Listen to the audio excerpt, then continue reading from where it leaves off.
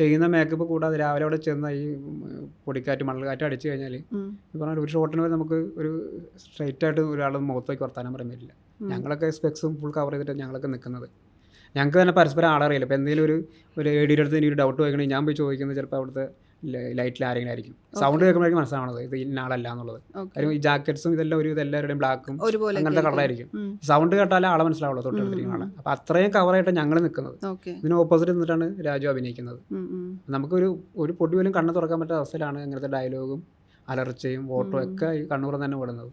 ഈ കണ്ണിലേക്ക് പൊടിയടിക്കലൊക്കെ ഉണ്ട്. ഞങ്ങളത് ഫസ്റ്റ് ഈ ക്യാരക്ടർ നമ്മളൊരു ഈ കണ്ണിൻ്റെ ഒരു കളറൊക്കെ ഒന്ന് കുറയ്ക്കാൻ വേണ്ടിയിട്ട് നമ്മളൊരു അങ്ങനത്തെ ഒരു കളറല്ല ഒരു വൈറ്റ്നസ് കുറയ്ക്കാൻ വേണ്ടിയിട്ട് ലെൻസൊക്കെ ഞങ്ങൾ റെഡി ആയിരുന്നു.